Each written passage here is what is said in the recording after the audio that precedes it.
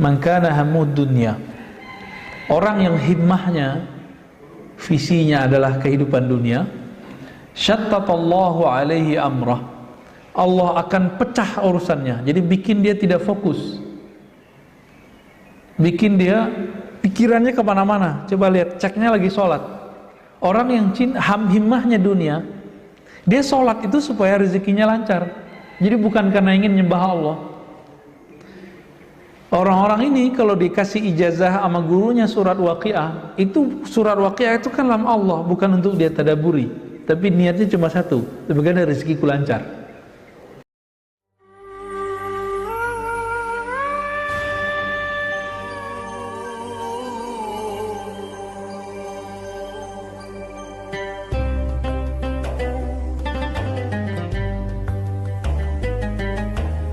Assalamualaikum warahmatullahi wabarakatuh.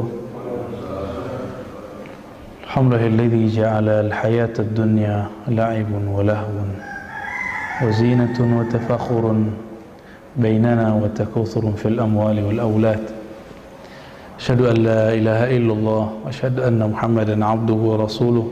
Allahumma shalli wa sallim wa barik ala sayyidil wujud Sayyidina Muhammad wa ala alihi wa ashabihi wa li baitihi wa dhurriyyatihi ajma'in.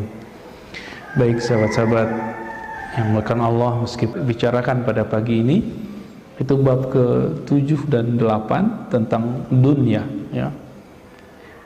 Berdasarkan surah Al-Hadid ayat 20. Rabbuna tabaraka wa ta'ala, Allah Ta'ala berfirman, ya'lamu annamal hayatud dunya la'ibun wa lahwun wa zinatun wa tafakhurun bainakum wa takathurun fil amwali wal aulad. Jadi ada pemberitahuan, ya'lamu, ketahuilah oleh kalian, hanyalah dunia itu, hayat, ya, kehidupan dunia itu, dunia secara bahasa artinya dekat atau rendah, dekat atau rendah. Bisa juga diartikan hina, ya. Ngapain saja kita di dunia ini sudah dibuat dan gak akan keluar dari patron ini atau fitrahnya dunia. Apa itu? La'ibun. La'ibun artinya main-main, ya. Orang main-main ada bosannya gak? Ada. Tapi asik gak di awal? Asik. Maka la'ibun ini menghasilkan kesenangan tapi tidak tenang, ya. Walahwun sedagurau, ya, nggak serius. Nggak tahu nih lockdownnya, ini belum lockdown lah, ya. Apa istilahnya Ustaz? PPMKM, PPKM, ya. Aduh, ribet juga istilahnya. Di Malaysia terlain lagi istilahnya. Ya, PPKM apa aja deh. Yang penting itu, ya, pembatasan. Ya, entah ini serius atau tidak, kita nggak ngerti. Dulu ketika baru kena nomor 1 itu Depok, tegangnya bukan main. Sekarang banyak yang kena, kok orang malah jadiin bahan candaan, kan? Enggak. Masjid sepi, supermarket biasa. Walaupun mal-mal ditutup, ya, atau dibatasi. Ya, tapi nanti tempat ibadah semua agama terkena. Jadi bukan hanya agama kita, agama Islam, ya. Jadi jangan pakai otak konspiratif yang nggak sempurna. Konspirasi itu ada ilmunya, ada teorinya, dan jangan terjebak pada hal-hal yang isinya sampah-sampah otak, ya, sampah-sampah berita. Ya. Apalagi isinya dunia, wazinatun, perhiasan. Kita suka perhiasan nggak? Mulai dari baju, pakaian, ya, semua. Apalagi perhiasan yang ada di tubuh, termasuk perhiasan bentuknya rumah, pernak-pernik rumah. Makanya kalau benerin rumah ada ujungnya nggak? Kayaknya ada aja kurangnya, ya. Termasuk kendaraan. Sama-sama naik kendaraan, beda merek aja udah beda cara mandang. Nah, ini zina, bisa disebut style, ya. Dunia itu gaya-gayaan aja, ya. Dunia itu orang berlomba untuk gaya-gayaan. Maka orang yang hidup dengan style seperti ini, capeknya bukan main. Dan kita masih segar dalam ingatan kita. Ibu-ibu punya tas harganya sekian M, ya. Bapak-bapak punya jam, kan ada juga tuh ya. Jam tertentu harganya ratusan juta, bahkan beberapa M. Jadi jamnya itu bisa beli Alphard satu. Itu zinatun, ya, lifestyle, gaya hidup, ya. Wa tafakhurun bainakum. Nah, sebelum masuk ke zinatun itu, teman-teman, mainannya, perhiasannya anak kecil beda nggak dengan remaja? Remaja beda dengan dewasa. Dewasa beda dengan tua. Sama, orang yang hidupnya sederhana beda dengan yang sedang, beda dengan yang kaya, ya. Kalau anak kecil bilang duit banyak, itu berapa biasanya? Kasih 10.000 udah banyak. Tapi kalau seumuran antum nih, walaupun cuma berapa orang nih, ini bilang banyak berapa Pak? 1 M. Wah, kayaknya nggak puas juga di 1 M ya. Mau jadi 10 M ya.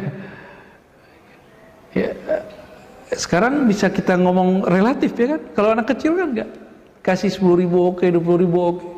Kasih 100.000 udah berubah matanya tuh. Maka zinatun, gaya hidup ini akan berbeda masing-masing orang, selera dia, ya. Anak kecil dikasih jam harga 25.000 Bu, bisa ya. Kalau bapak nggak mau kan, mending nggak pakai jam ya.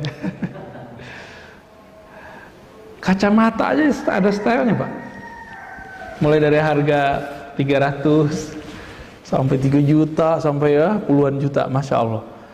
Ada aja. Jadi manusia emang zinatun. Jadi dari dulu sampai sekarang sama. Jadi manusia itu cuma beda peradabannya, tapi dalamnya sama. Nah, dia akan terjebak dalam urusan duniawi yang begini. Laibun, main-main. Coba lihat Pak, kerja itu kan kayak main-main. Berangkat, balik, bergaji. Apa udah gitu ya, tiap bulan, tiap minggu. Ntar buat laporan, kalau salah jelasin, kalau kayak gitu aja modelnya ya. Tapi asik ya. Wa tafakhurun bainakum, dan saling berbangga-bangga dalam masalah apa tadi, zinah tadi, perhiasan, gaya hidup. Ada orang gaya hidupnya baru fisik, tadi mobil. Anak kecil kan mobil-mobilan. Kalau udah gede, mobil beneran, motor-motoran dengan motor beneran, ya. Itu gaya hidup. Dulu buat rumah-rumahan dari pasir, sekarang pengennya rumah beneran. Tafakhur, ada berbangga-bangga di situ. Kalau berbangga-bangga berarti ada lomba-lomba di situ. Tafakhurun bainakum, saling bersaing. Bersaing ini ada yang bersaing materi. Nah, ini disebut takatsurun fil amwal, berlomba sifatnya materi. Tapi tafakhur, berbangga-bangga, ini bisa masalah gelar, posisi. Coba lihat orang-orang yang bikin partai di mana-mana, tidak hanya di negeri ini. Itu mereka sudah punya duit, sudah punya kekayaan, perusahaan, income yang dia cukup duduk aja, income-nya udah jalan. Apa yang kurang dari mereka? Dia tafakhur. Tafakhur. Nah, ini yang dicari sama dia. Makanya ada pemilik perusahaan mana itu masih mau terjun politik. Apa yang dicari? Dia nggak cukup jadi direktur, jadi komisaris, dia nggak cukup. Dia maunya kekuasaan yang lebih. Barangkali di saat dia berjuang di perusahaannya itu, dia terhambat oleh pemerintahan. Nah, dia pengen menguasai itu, bisa jadi ya. Nggak jauh dari ini. Berbangga-bangga ya. Ini Indonesia ini demokrasinya kebablasan benar. Orang bisa tengkar karena pemilihan RT RW, enggak? Sampai-sampai beberapa berita kita lihat karena pemilihan kepala desa itu bisa main bacok-bacokan, bisa main sihir, sampai begitu. Padahal kan apa sih itu? Emang kalau kita jalan di jidat kita ada tulisan RT RW kan nggak ada kan? Nggak ada. Apalagi gelar-gelar keilmuan, gelar-gelar di masyarakat. Maka gelar keilmuan seperti sarjana SAG, sarjana alam gaib ya, SH, sarjana hukum, itu semua tafakhur. Ada orang yang mau cari gelar keagamaan, Pak Haji, malu-maluin Pak Haji sekarang itu, mohon maaf ya. Pak Haji zaman dulu minimal 6 bulan di tanah haram. Itu mereka ngaji dulu di sana, pulang-pulang sudah bisa baca Arab, bisa ngomong Arab. Pak Haji sekarang cuma 40 hari, itu pun ngeluhnya nggak tanggung-tanggung. Haji belum tentu mabrur, udah menyebut dirinya Pak Haji, Bu Haji. Tafakhur. Nanti dapat nggak? Dapat. Paling nanti dia dipanggil Pak Haji, Bu Hajah. Belum lagi nanti gelar doktor, kiai, itu semuanya tafakhur. Maka jangan heran, ada pernah suatu masa di negeri kita branding ustadz tertentu supaya disebut kiai, dia buat pesantren semu, biar nanti kalau disebut profilnya pimpinan pondok A, padahal bukan dia ngajar, nggak pernah ngajar, orang aja ditaruh di situ. Beda sama kiai-kiai kita yang dulu kiai itu bukan bikin bangunan dulu. Kiai itu bikin spiritnya bangunan. Ngapain orang di pesantren? Ruhnya pesantren ngapain? Ta'lim. Kalau ta'lim berarti ada mu'alim, ada guru, ada murid. Tadi ada ta'lim, ada 3 ya. Apalagi? Bangunan nyusul. Bangunan nyusul itu. Ini mohon maaf juga nih, banyak orang-orang yang sudah sukses secara harta, materi, mau beli pesantren, silakan beli. Mau bikin pesantren, silakan bikin. Tapi yang ngerti ruhnya pesantren siapa? Ya kiai. Akhirnya minta cari-cari kiai kemana. Emang bisa bikin pesantren comot-comot kiai begitu? Nggak akan bisa. Lihat nanti hasilnya apa. Pesantren, kiainya dicomot dari mana? Itu si pemilik, owner, itu ngerasa dia berhak ngatur-ngatur. Apa yang terjadi? Si kiai nggak nyaman, pasti ganti. Begitulah nanti. Maka para kiai jangan mau juga diatur-atur. Kita kan kalau taklim udah ada kurikulumnya, udah ada agendanya. Yang ngerti urusan pesantren ya kiai. Seharusnya dibagi-bagi tugas. Kalau taklim, spirit pesantren, nah ini kiai yang ngurus. Nah, Pak Kiai untuk manajemen pembangunan biar saya yang urus, gitu. Akhirnya dia memandang kiainya tetap gurunya. Kalau enggak, dia menganggap kiai itu karyawan. Ini hati-hati ini. Ini su'ul adabnya orang berduit, mentang-mentang berduit bisa gaji orang. Ini hati-hati. Kiai kita dari dulu nggak pernah begitu.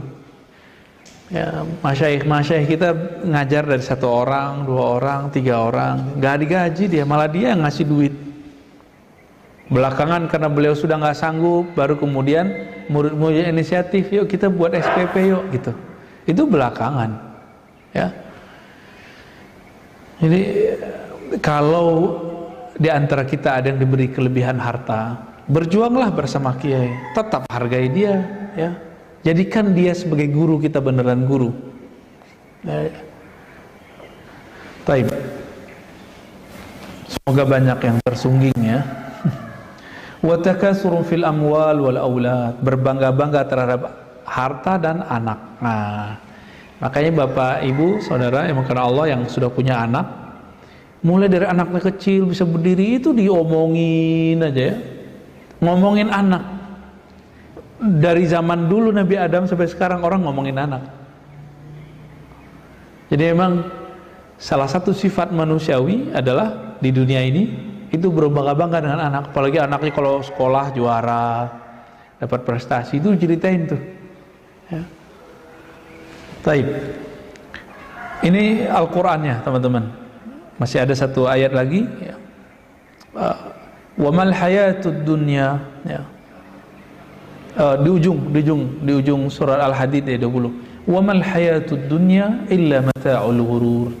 Tidaklah dunia itu kehidupannya kecuali mata', kesenangan yang ghurur, yang bikin kita terpedaya. Benar ya? Gak usah jauh-jauh. Dunia itu salah satu yang kita pegang sekarang, Pak.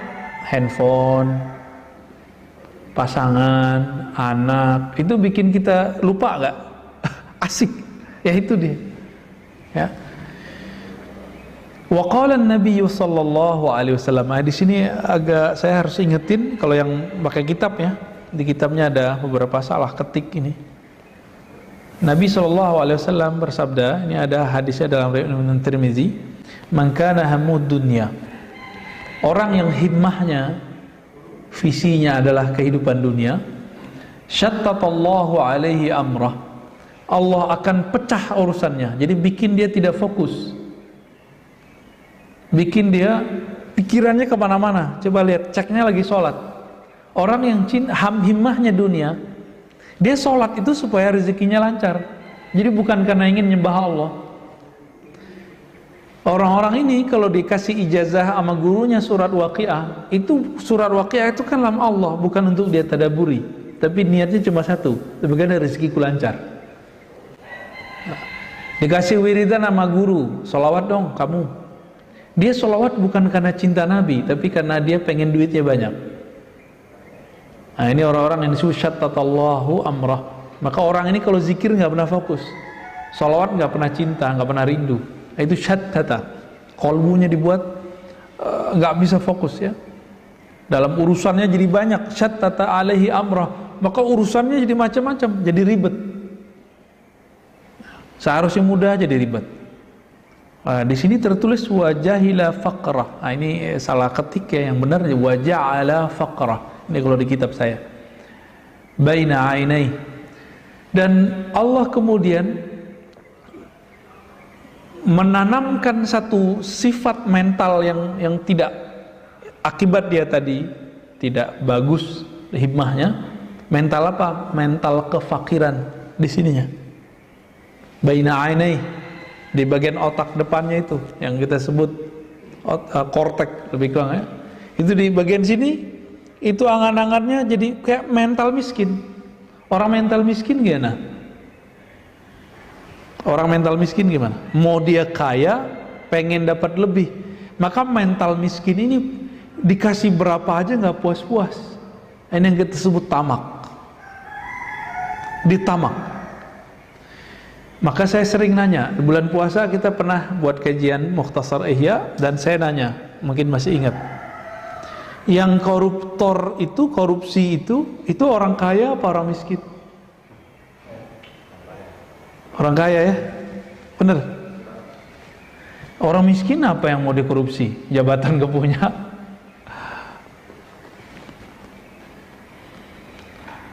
Jadi ada penyakit orang yang cinta dunia. Apa penyakitnya? Fakir, mental fakir, mental miskin. Jadi miskin itu penyakit mental kalau dalam ilmu kerohanian.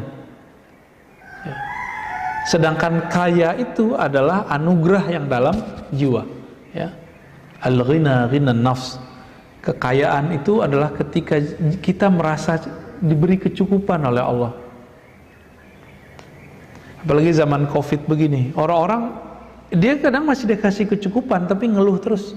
Nah, orang fakir mohon maaf itu suka ngeluh nggak? Suka ngeluh. Allah sudah cukupi masih ngeluh. Takut orang lain minjem sama dia. Ya, maka dia ngeluh. Kalau nggak mau minjemin nggak usah dipinjemin, nggak usah ngeluh-ngeluh. Ya.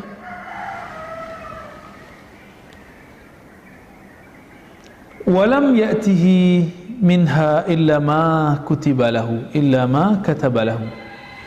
Dan Allah tidak berikan dia dunia kecuali yang sudah ditetapkan bagi dia. Berarti sebatas dia usaha, segitulah dia dikasih. Wa man kana hammuhu al-akhirah jama'a Allahu syamlahu wa ja'ala ghinahu fi qalbihi wa atathu dunya raghimah. Ya. Siapa yang himmahnya visinya akhirat, Allah jadikan, Allah kumpulkan urusannya dipermudah. Pikirannya pun jadi ringan, ya. Wa ja'ala ghinahu fi qalbihi. Lalu kalau tadi kefakiran itu mental yang ada di sini, angan-angan.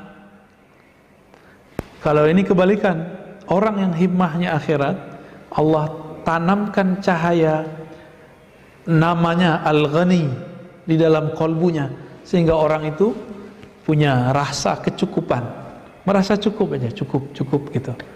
Jadi nggak ada ngeluh. Orang kalau berkecukupan, dia mengeluh nggak? Dia nggak ngeluh. Ah, ini dia. Wa atathu dunya raghimah. Lalu dunia datang kepadanya, ya seperti kita narik hewan ternak itu kan hidungnya bisa dikasih tali itu, ya. Terserah dia mau ngapain. Ini masalahnya bukan masalah kaya atau miskin, ini masalah mental, ya. Cinta dunia atau cinta akhirat. Wa qala sallallahu alaihi wasallam, man ahabba dunya adarra bi akhirati. Ya.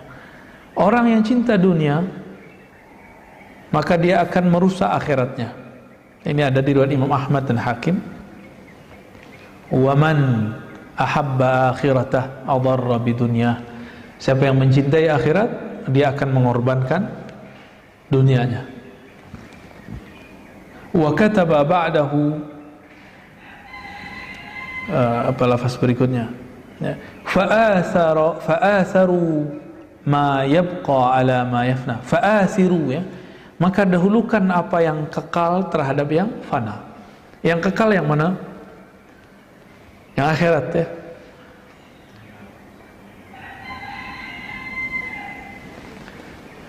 Sahabat-sahabat yang melakukan Allah, apa yang kekal itu? Pertama, mengenal Allah. Yang kedua, ritual menyembah Allah. Itu kekal. Pertama, mengenal Allah. Maka pertanyaan masuk kubur pertama kali apa? Masih ingat? Man rabbuk? Siapa Rabbmu? Artinya orang ketika bangun nanti di alam kubur, Bapak nih, kita kalau bangun di alam kubur nanti, itu seakan-akan kita bangun tidur, nggak nyadar kalau sudah mati. Kapan sadarnya? Kalau ada mungkar nakir nanya. Kalau mungkar nakir nanya baru. Kalau di hadis Imam Nasai itu disebutkan, jika orangnya soleh, yang bertanya ini wajahnya bagus. Kalau yang nggak soleh, wajahnya kayak pocong gitu, Pak. Jadi apa yang paling menakutkan dalam diri kita ntar datangnya seperti itu. Baik.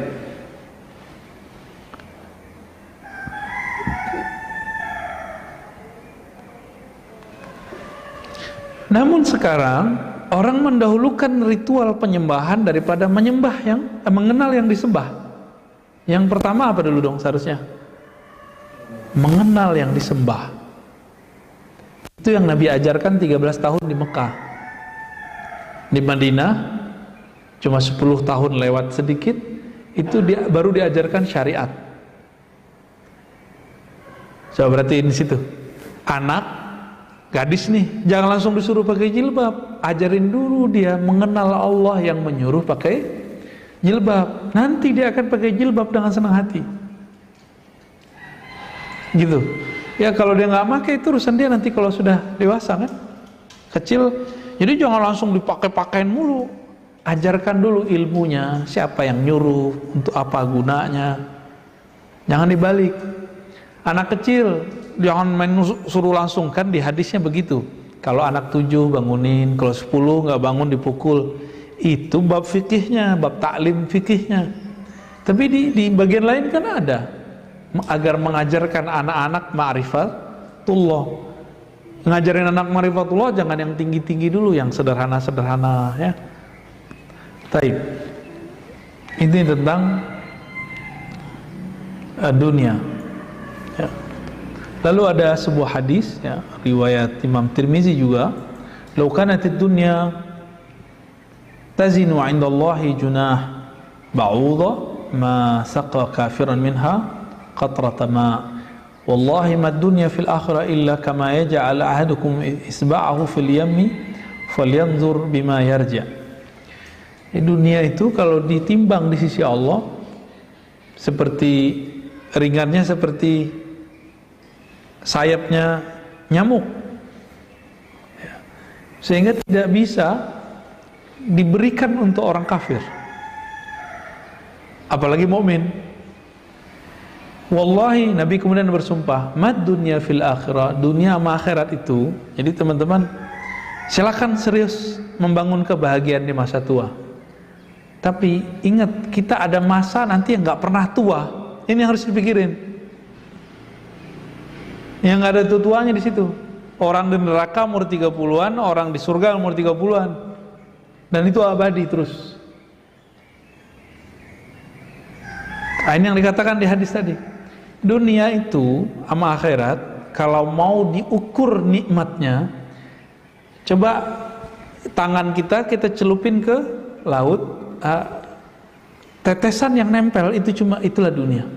Kebayang akhirat nikmatnya gimana? Nggak ada ujungnya, nggak ada ujungnya di akhirat itu.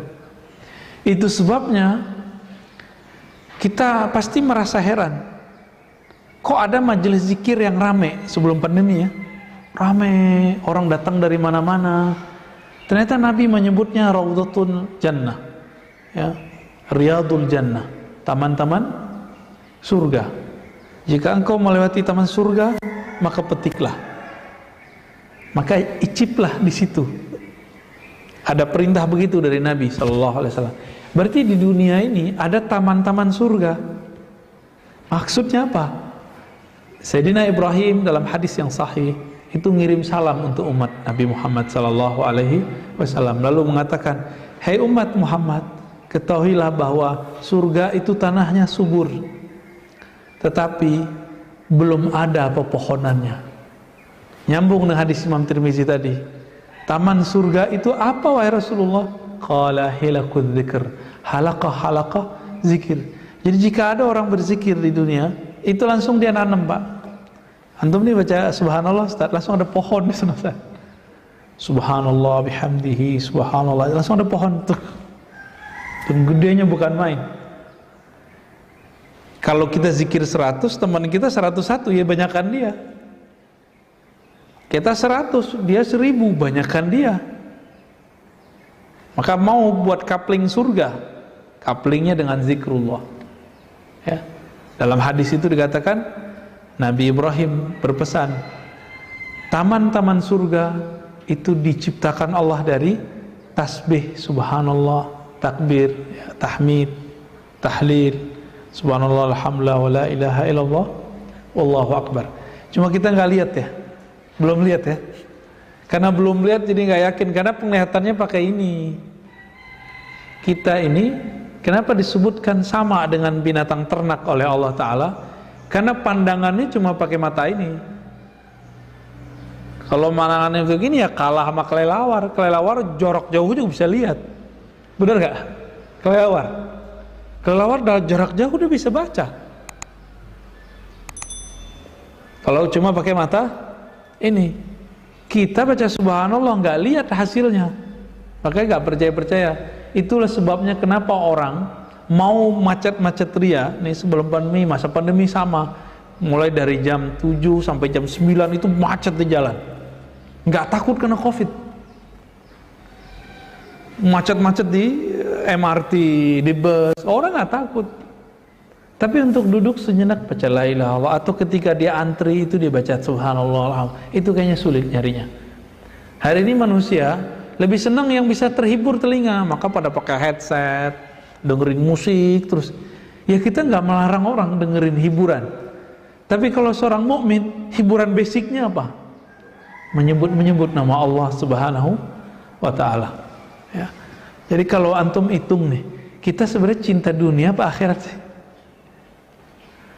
Cinta dunia, kerja mulai dari jam 8, pulang jam 4. Bener. Itu untuk apa? Biar bisa bikin rumah, bisa beli mobil, anak-anak bisa sekolah, bisa makan enak. Dunia nggak tuh? Itu penting. Oke, sekarang minimal ada backup lah untuk akhirat. Pagi sebelum berangkat zikir nggak? Pulang zikir lagi nggak? Zikir di luar sholat wajib loh ya. Sholat wajib itu terlalu standar lah untuk seorang yang soleh. Itu aja ya. Setelah ini riwayat-riwayatnya kurang sahih. Ada satu yang bisa dipakai. Hubbud dunya ra'su kulli khati'ah. Cinta dunia adalah awal pokok dari semua kesalahan. Gitu. Kenapa ada orang di dunia ini ria? Ria itu pengen dipuji nggak? Pengen dipuji itu duniawi nggak? Duniawi juga. Rusak nggak amalnya? Allah sebut fawailul lil musallin, celaka bagi orang yang salat ya. Taib babus tsamin, bab yang ke-8 fil amal, mengenai angan-angan. Ini pendek kok, jadi kita baca dikit aja. Kata beliau Imam Syamsuddin Ar-Razi, "I'lam anna al-amala huwa ar-raja." Dalam bahasa Arab nih unik, ada amal pakai ain, ada amal pakai hamzah. Apa bedanya? Kalau amal itu aktivitas real. Kalau amal pakai a itu angan-angan doang. Jadi kerja itu angan-angannya doang. Bukan otaknya yang bekerja, bukan angan-angan. Oke, bisa bedain? Contoh, wah saya pengen bangun rumah nih, ntar begini, itu angan-angan namanya. Kalau orang kerja gimana? Jadi langsung dia kerja, dia nabung, jadi. Waduh, pengen umroh nih, zaman-zaman sebelum pandemi kan ada musim. Kita setiap hari itu Indonesia 5.000 sampai 10.000 bahkan lebih orang berangkat umroh. Setiap hari itu. Visanya tuh sono semua tuh, hotelnya. Ah, sekarang bisa dibayangkan, Saudi bisa krisis Pak, Saudi sekarang. Minyak udah dikit. Orang pergi umroh udah jarang, cuma di dalam aja kan. Kita masih punya beruntung Pak, kita setiap bulan, setiap beberapa bulan tertentu, itu kalau dihitung perputaran duit di negeri kita masih lumayan, 55 sampai 60%. Jadi kalaupun resesi kita masih kuat. Ekonomi mikronya ya, wallahu alam, nanti tanya ke ahli-ahli ekonomi. Tapi secara makro udah banyak tumbang ya. Kita nyaksiin lah teman-teman kita yang tutup buku, tutup perusahaan, banyak banget. Nah itu yang disebut tadi laibun walahun, ya main-main aja, ada yang naik, ada yang jatuh. Suka-suka Allah lah main Lego. Dunia ini Legonya Allah Subhanahu wa ta'ala. Apa kata beliau? Al-amala huwa ar-raja. Angan-angan itu pada dasarnya adalah harapan. Wa ta'allaqal qalbu bil baqa. Wa ta'allaqul qalbi bil baqa. Harapan-harapan angan-angan ya. Sedangkan qalbu itu maunya bukan berharap kepada angan-angan, maunya kepada yang abadi.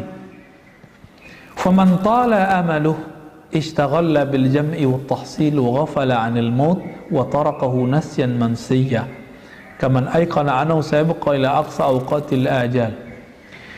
Maka orang yang sibuk dengan amal, angan-angan, kalau kolbu enggak melahirkan amal, lain lagi ceritanya. Siapa yang sibuk dengan angan-angannya, maka ujung-ujungnya hidupnya apa? Fulus. Ya semua orang butuh fulus, semua orang butuh duit, tapi jangan jadikan itu tujuan gitu. Apa bedanya orang yang menjadikan harta itu tujuan? Kalau dia menjadikan tujuan, apa saja caranya dia harus dapat, halal atau haram. Tapi kalau orang menjadikan dunia itu bukan sebagai tujuan dia, maka dia seperlunya aja. Imam Sya'rani menyindir murid-muridnya. Apa kata Imam Sya'rani? Betapa hinanya kita, lebih hina daripada binatang buas seperti anjing, guguk. Anjing itu kalau udah kenyang, dia tinggalin makanannya Pak. Dia nggak pernah bawa pulang ke kandangnya terus mengatakan ini untuk esok, saya tabung dulu nggak ada. Itu Imam Sya'rani ngomong di kitab Al-Bahrul Mawrud Al-Minal Al-Kubra. Ya. Kalau kita gimana? Kita tabung ya? Tabung. Padahal tabung belum tentu untuk kita juga. Ya. Ini saya ngomong doang nih Pak, mudah. Prakteknya di kita juga berat. Di saya juga berat. Ini ujian semua orang nih. Mau kiai, mau ustadz, mau dokter, nggak dokter sama aja. Ya. Maka orang yang udah main di angan-angannya, apa yang terjadi? Ishtaghala bil jam'i wa tahsil. Dia sibuk nanti untuk ngumpulin sama memperoleh dunia. Dunia diperoleh, badan sakit-sakitan, mulai sakit gula, hipertensi, jantung, wah lengkap dah. Pengen buat rumah gede-gede supaya anaknya itu enak tidur, tahu-tahu pas udah agak tua, anak-anak bikin rumah sendiri di luar. Sepilah di rumah berdua. Syukur kalau masih berdua. Kalau satunya meninggal, lebih sepi lagi. Nah, ini yang disebut laibun walahbun, lego. Suka-suka Allah mau diapain? Kita kejar-kejar supaya nanti enak di masa tua, ternyata nggak enak. Coba tanya sama orang pensiun, bapernya tinggi. Bapernya tinggi, nggak ditelepon anak, ditelepon anak nggak diangkat, itu perasaannya masya Allah. Padahal secara materi udah cukup. Ya. Wa ghafala 'anil maut, dia nanti lupa daripada kematian. Wa tarakahu nasyan mansiya, ya, lalu meninggalkan mengingat maut. Nasyan mansiya, seakan-akan dia lupa, ya. Kama aikana anu sabqa ila aqsa awqatil ajal. Tahu-tahu lagi asik-asik nyari kena Covid mati, kan? Benar ya? Ini sekarang udah banyak kan, lebih cepat penyebarannya, ya? Lebih cepat penyebarannya, Pak. Jadi orang-orang yang sehat hari ini, kita nggak tahu kalau di dalam dirinya ada komorbid. Apa yang terjadi? Sekarang kena, besok udah meninggal. Nih, itu agak cepat nih, ukuran COVID-nya agak cepat. Masih pasang status kemarin di Facebook. Sekarang udah nggak ada, udah dikubur. Nah, ini udah mulai muncul nih. Nanti ada virus mungkin lebih dahsyat dari ini. Kena mati gitu. Nauzubillah min dzalik. Nauzubillah min dzalik, ya. Ada satu hadis, maknanya ada dalam Sahihain, ya, ada dalam lafaz Imam Muslim. Yashib ibnu Adam, ini ketinggalan lamnya di kitab ini. Walam yashib minhu khoslatani al-hirsu wa tulul amal. Manusia beruban, rambutnya dari hitam memutih, tapi ada dua hal yang tidak berubah dari manusia, nggak menua. Al-hirs, apa arti hirs? Semangat, keinginan ini dan itu. Ini mohon maaf nih, laki-laki umur 30, laki-laki umur 60 itu nafsunya sama, Pak. Nafsu, kekuatannya beda, ya, kemampuannya beda, tapi keinginannya tuh nggak jauh beda. Itu hirs.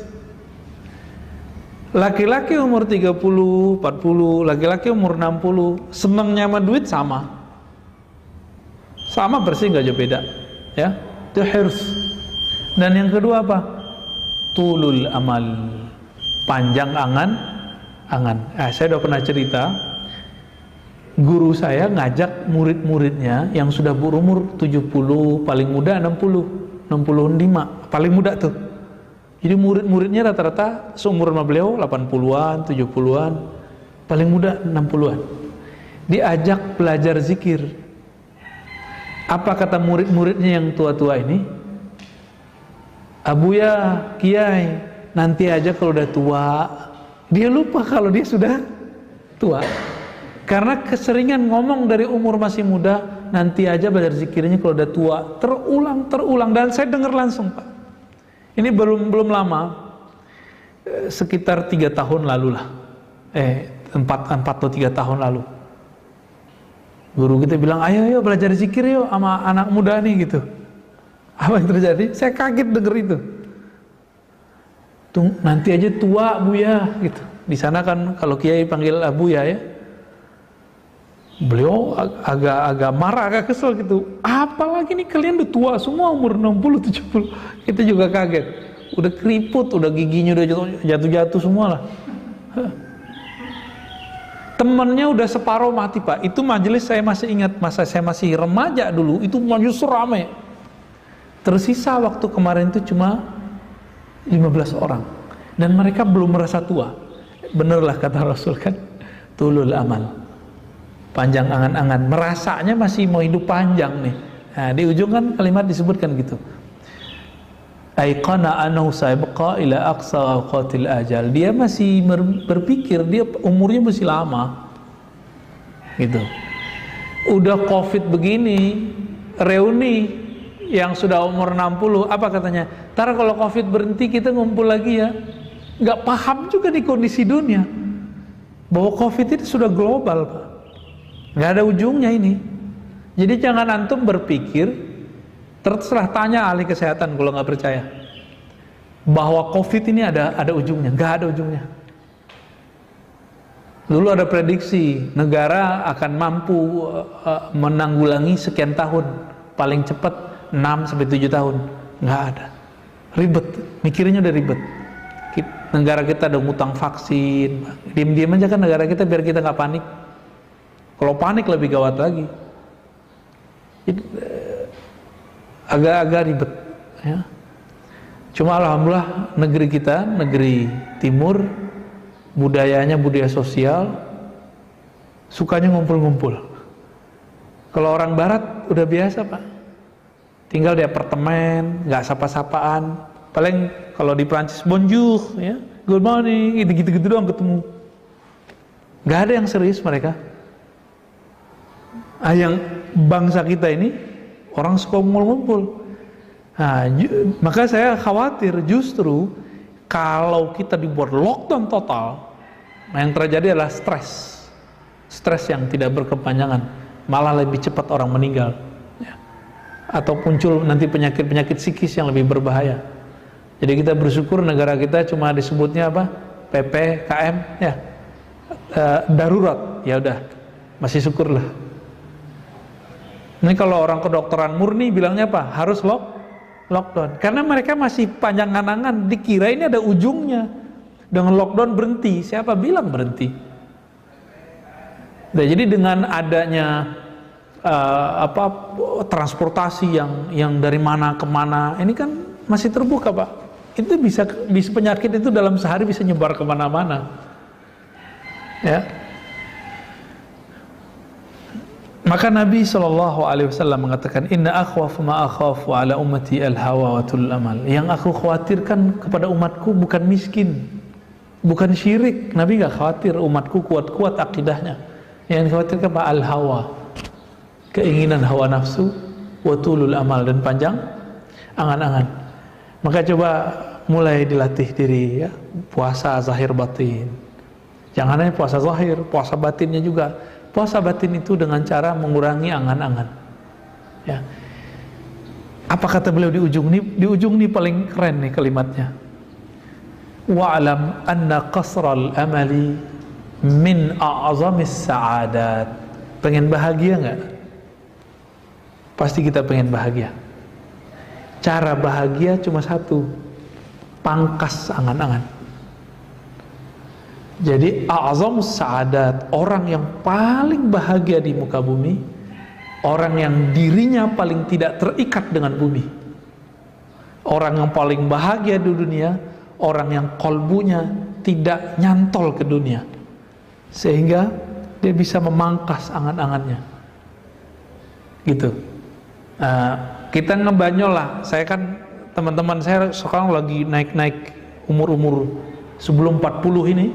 Itu masa-masa lagi nanjak semua karir. Beberapa kawan saya ngomong gini, aku kalau nggak punya utang, itu kayaknya hidup nggak ada tantangan, nggak ada bergairah bekerja. Ngutang aja gitu. Jadi utang itu dijadikan sebagai cara supaya rajin nyari. Tapi coba rasa-rasain Pak, enakan hidup nggak ada utang atau nggak ada utang? Ada hutangnya atau nggak ada hutang? Enakan hidup yang mana? Hidup yang kredit atau yang cash? Secara kolbu nih kita nanyanya, bukan secara semangat nyari. Pasti kita pilih yang tidak berhutang. Cuma teman-teman kita pengusaha buat kaidah hadis pengusaha, hadis at-tajir, apa kalamnya, inna dain minad din. Berutang itu bagian dari agama katanya. Berutang bagian dari iman. Jadi mereka itu agamanya agama mencari hidup itu dengan cara berhutang dulu. Itu konsep hidupnya, ya. Ya terserahlah, silakan dilalui hidup begitu. Tapi Nabi SAW, kita lihat baginda Nabi SAW menghindari hutang. Beliau daripada menghutang lebih baik menggadaikan salah satu baju zirah, baju tahan bacok itu ya, yang pelindung ketika perang. Dan beliau memilih menggadaikan. Ini saya nggak nyuruh antum menggadaiin ya. Kalau antum kan udah ngutang gadain lagi kan. Jangan, nggak ada dua-duanya, jangan. Tapi kalau terjepit, Nabi menggadaikan. Kepada siapa Nabi menggadaikan? Kepada orang Yahudi. Ini bukti bahwa boleh interaksi dengan orang-orang Yahudi dalam urusan duniawi. Ya. Itu Nabi SAW. Ternyata Nabi berdoa, ya Allah lindungi aku daripada ghalabatud dain, belenggu hutang, dan qahrul rijal. Ya, qahrul rijal ini tekanan orang yang menekan, ya mungkin debt collector dan sejenisnya itu. Jadi Nabi sudah melakukan itu. Maka teman-teman coba wiridkan itu jadi doa. Gak usah pakai bahasa Arab, pakai bahasa Indonesia boleh. Tapi kalau Arabnya Allah mina'udzubika min ghalabatid dain wa qahrir rijal. Minimal sekali sehari aja. Ya Allah lindungi aku, jaga aku daripada belenggu hutang. Kalaupun berhutang tapi tidak membelenggu gitu. Amin ya rabbal alamin. Kira-kira itu teman-teman. Kalimat inti di kitab ini ada di ujung tadi. Jika ingin bahagia, maka pangkas angan-angan. Jangan banyak pikirkan dunia. Jalani aja hidup di dunia. Kerja ya kerja, tapi jangan nyantol hati pada tempat bekerja. Baik. Khalas Ustaz, cukup. Ustaz Harun. Boleh. Gak usah nanya tanya jawab lah.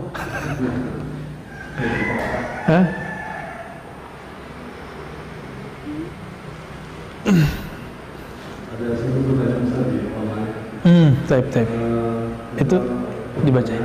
Apakah salah atau sulit dibenarkan dengan adanya kaum muslimin yang memberikan rumah tapis untuk syiar agama? Karena tadi ada Ustaz tentang mudahnya membeli pesantren atau mendirikan bangunan untuk disebut kiai dan sebagainya. Taib. Imam Bukhari meriwayatkan satu hadis penting tentang akhir zaman. Idza wussidal amru ila ghairi ahlih fantaziris sa'ah. Jika suatu urusan wussida ini kan ditaruh, diletakkan, dihamparkan, diserahkan kepada yang bukan ahlinya, tunggulah kiamat. Kiamat kecil tuh. Kiamatnya pesantren, kalau pesantren yang ngurus pengusaha.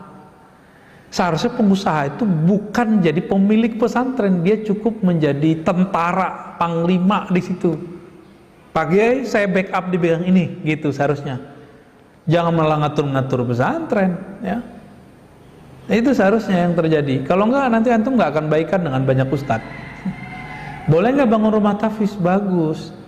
Tapi serahkanlah kepada ahlinya, berikan dia otoritas. Jangan masuk terlalu dalam.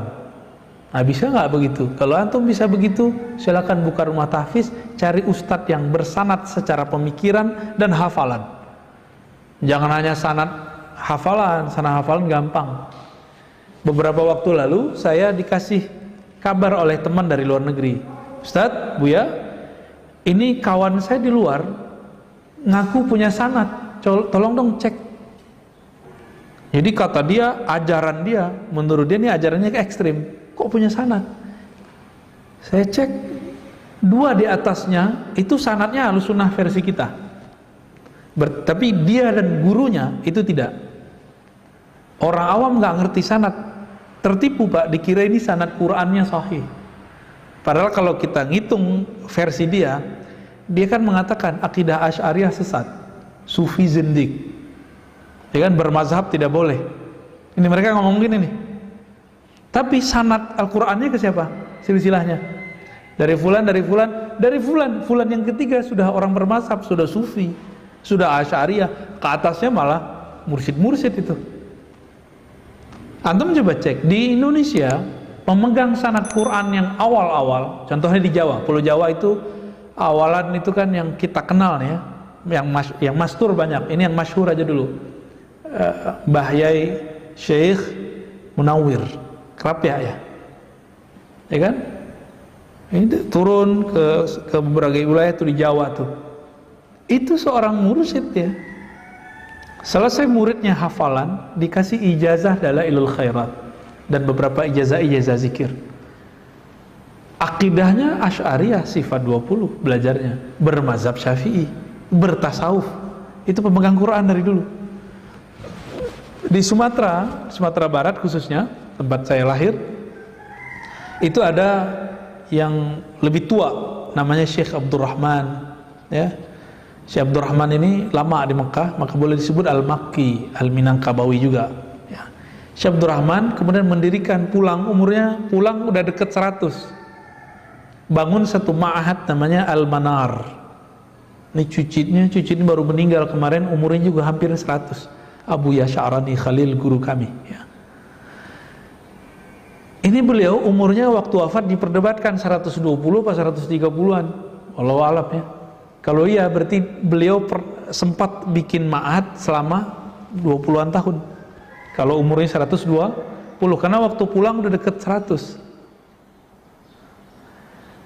Beliau sanadnya ke siapa?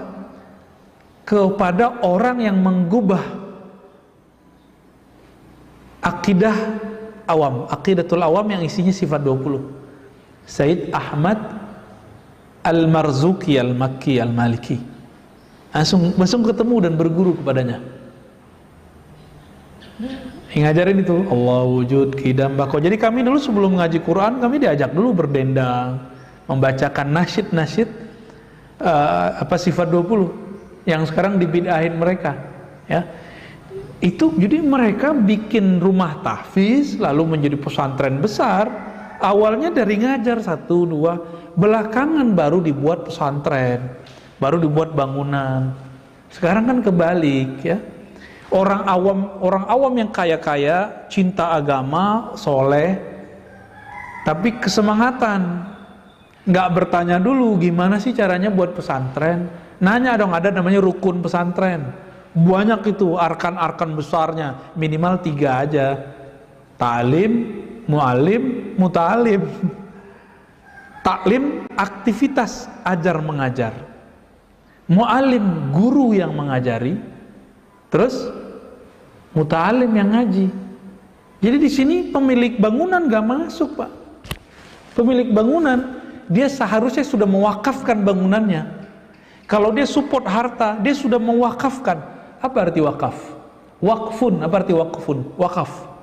Wakaf lazim. Apa artinya? Berhenti. Diserahkan, berhenti kepada Allah, udah beres. Ini ngatur-ngatur ya salam. Saya udah ngelihat banyak rumah tahfiz tutup, Pak. Atau minimal konflik internal. Kenapa? Si yang punya duit ini merasa dirinya berhak ngatur karena dia yang membangun. Si kiai merasa kok wilayah saya diintervensi. Si yang punya duit merasa ente kan aneh yang gaji, kalau nggak pergi aja. Itu apaan tuh, Pak? Nah, ini akibat jika urusan pesantren dikelola oleh bukan ahlinya. Coba kita balik. Coba kalau orang ini punya perusahaan, serahin kiai yang ngurus, bisa nggak? Oh beda Ustadz, ini kan saya yang bangun usaha saya. Ya kalau ngajar usaha siapa? Kan usaha kiai. Jadi tolong kalau antum memang berminat ya, bapak-bapak, saudara, sahabat ada yang berlebih, lebih baik mendonasikan hartanya, kepunyaannya, mewakafkan mutlak secara langsung kepada orang yang menurut kita ikhlas fisabilillah. Ya, jangan menurut kita, kalau nggak sesuai sama saya buang. Emang boleh seorang murid ngomong begitu tentang gurunya? Ini udah terbalik, Pak. Orang kaya mendadak jadi Pak Haji Kiai. Ya. Kalau Pak Haji doang boleh, dia udah mengiaikan dirinya. Dan saya melihat ini apa ya, bikin hancur banyak pergerakan tahfiz. Akhirnya apa? Cari kiai yang dia asal aja, yang penting ada yang hafal Quran, masukin. Dia nggak tahu si ustadz ini sanad Qurannya mungkin ada, tapi sanad pemikirannya nggak beres. Mulai mengajarkan radikalisme, nggak boleh hormat ke bendera, kan mulai banyak sekarang. Anti NKRI, udah gawat, Pak. Kita nggak sepakat amat sama demokrasi barat, makanya di Indonesia ada demokrasi sendiri. Bukan berarti kita kemudian membuang, oh dari Yunani buang, loh dia lupa sistem monarki juga dari sono, kerajaan-kerajaan itu. Semoga kajian ini diberkahi oleh Allah, diridhai oleh Allah Subhanahu wa taala. Kita dijaga kesehatan, kita tutup dengan baca doa penjagaan diri. Na'udzu bikalimatillahi tammati min syarri ma khalaq. Na'udzu bikalimatillahi tammati min syarri ma khalaq. Na'udzu bikalimatillahi tammati min syarri ma khalaq. Ya Allah, kami minta perlindungan dengan nama-namamu yang maha sempurna dari keburukan semua makhlukmu tanpa terkecuali virus-virus yang berkembang di bumi ini. Bismillahilladzi la yadurru ma'asmihi syai'un fil ardi wala fis samaa'i was-sami'ul 'alim. Bismillahilladzi la yadurru ma'asmihi syai'un fil ardi wala fis samaa'i was-sami'ul 'alim. Bismillahilladzi la yadurru ma'asmihi syai'un fil ardi wala fis samaa'i was-sami'ul 'alim. Walhamdulillahirabbil alamin. Subhanakallahumma wa bihamdika asyhadu an la ilaha illa anta astaghfiruka wa atubu ilaik. Assalamualaikum warahmatullahi wabarakatuh.